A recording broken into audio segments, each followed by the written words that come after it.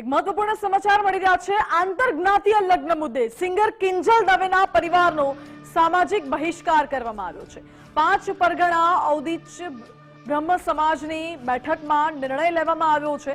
કાંકરેજના શિહોરી ખાતે બ્રહ્મ સમાજની બેઠક મળી હતી અને બેઠકમાં નિર્ણય લેવાયો કે સમાજના કોઈ પણ પ્રસંગમાં હવે કિંજલ દવે અને તેના પરિવારને આવકારવામાં નહીં આવે। લલિત દવે, પ્રહલાદ જોશીને આજીવન સમાજ બહાર કરવામાં આવ્યા છે તેવો નિર્ણય સમાજ દ્વારા લેવામાં આવ્યો છે। બહિષ્કૃત વ્યક્તિઓને જો અન્ય કોઈ વ્યક્તિ પણ આવકારશે તો તેઓ પણ ગુનેગાર ગણાશે એવો નિર્ણય લેવામાં આવ્યો છે।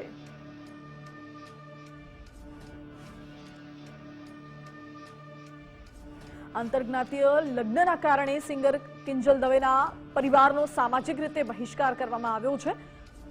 5 પરગણા ઔદિત્ય બ્રહ્મ સમાજની બેઠકમાં નિર્ણય લેવામાં આવ્યો।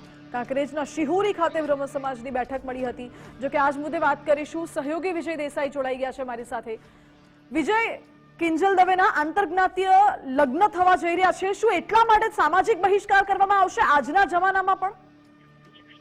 બિલકુલ, આજના જમાના પ્રમાણે જોઈએ તો આ આંતરજ્ઞાતીય કે આંતરધર્મીય લગ્ન એ કોઈ વિવાદની વાત નથી, પરંતુ સામાજિક રીતે જે સમીકરણો રચાયેલા હોય, સામાજિક બંધારણ હોય, એ બંધારણ પ્રમાણે દરેક સમાજ પોતે જીવતી હોય છે અને એ જ અર્થમાં જે પ્રકારે કિંજલ દવેની સગાઈ જે 6 ડિસેમ્બરના રોજ થઈ હતી, ત્યારબાદથી કેટલોક વિવાદ છે તે સામાજિક રીતે જન્મ્યો હતો। તેની અંદર આજે જે બનાસકાંઠાનો જે કાંકરેજ તાલુકો છે, એ કાંકરેજ તાલુકાના શિહોરી ખાતે આજે 5 પરગણા બ્રહ્મ સમાજની જે બેઠક મળી તેની અંદર આ એક નિર્ણય કરાયો છે। જો કે આ નિર્ણય મુદ્દે વિવાદ થવાની પણ શક્યતાઓ રહેલી છે। જો કે હવે જોવાનું એ રહેશે કે આખરે સામાજિક બહિષ્કાર આજીવન માટે કરાયો છે, તેને લગત પોસ્ટરો છે એ પણ સામાજિક રીતે વાયરલ કરવામાં આવેલા છે, એ પણ આપણી પાસે આવ્યા છે, આપણે દેખાડ્યા પણ છે લોકોને કે તેની અંદર કયા પ્રકારની વાતો કરવામાં આવી છે કે જે કિંજલ દવેના જે પિતા છે એમનું પણ તેની અંદર નામ લખેલું છે કે લલિતભાઈ દવે જેસુમપુરા, એટલે મૂળ વતન જે જેસુમપુરા છે બાયડ પાસેનું, એ કિંજલ દવેના પિતાશ્રી અને જોશી પ્રહલાદભાઈ વશરામભાઈ શિરવાડા, એ કાંકરેજ તાલુકાનું એક ગામ છે।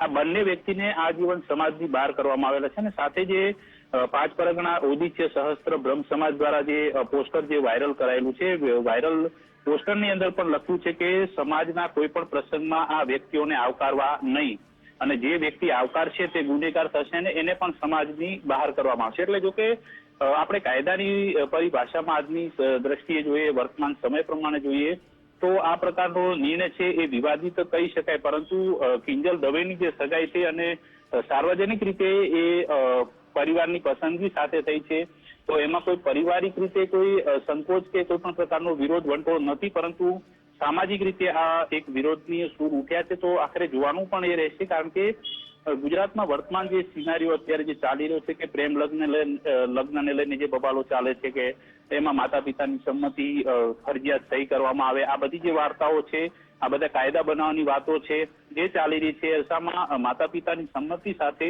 આંતરજ્ઞાતીય લગ્નની વાત છે। એટલે જોવાનું એ રહેશે કે સામાજિક રીતે આ બહિષ્કારની તો આ બહિષ્કાર કેટલો યોગ્ય છે અથવા આને લઈને કોઈ શું કાયદાકીય પ્રશ્ન પણ ઉદ્ભવી શકે છે। જો કે હજુ સુધી કોઈ પ્રતિક્રિયા હજી સામે નથી આવી લલિતભાઈ દવેની, કિંજલ દવેની કે એમના પરિવારની, સાથે અન્ય જે અગ્રણી છે એમની પણ કોઈ પ્રતિક્રિયા નથી આવી।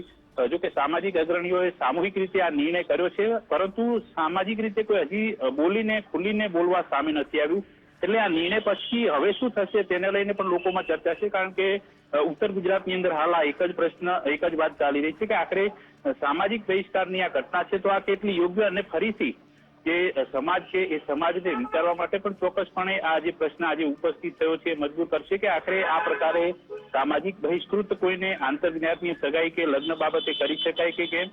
એ સિવાયના પણ અન્ય પ્રશ્નો છે કે શું પ્રેમ લગ્નની બાબતોમાં આવતા જે અડચણો અને જે મુદ્દાઓ અત્યારે ચાલી રહ્યા છે તો એ મુદ્દાઓ પણ ફરીથી ચર્ચામાં આવશે અને ગુજરાતની અંદર જે સામાજિક રીતે સામાજિક ઢોળની રીતે આપણે કહીએ તો એ જે બધા પ્રશ્નો છે એ ફરીથી ઉદ્ભવશે। એટલે આ પ્રશ્ન બાદથી ચોક્કસપણે એક વાત એ લાગી રહી છે કે સામાજિક બહિષ્કાર કેટલો યોગ્ય અને શું આ પ્રકારે આંતરજ્ઞાતીય સગાઈ કે લગ્ન કરવાથી કોઈને સમાજ બહાર કાઢી શકાય ખરા, અને આ પ્રકારનો નિર્ણય સમાજના જો અગ્રણીઓ કરે છે તો સમાજના અગ્રણીઓ સામે કોઈ કાર્યવાહી થાય ખરી કાયદાકીય, તો એ પણ પ્રશ્ન ચોક્કસથી ઉદ્ભવશે। જો કે હવે જોવાનું એ રહેશે કે આમાં પરિવારની પ્રતિક્રિયા કેવી આવે છે, સમાજના અગ્રણીની પ્રતિક્રિયા આવે છે, એ બધી પ્રતિક્રિયાના આધાર પરથી ચોક્કસપણે ગુજરાતમાં એક આ નવી ચર્ચા થશે।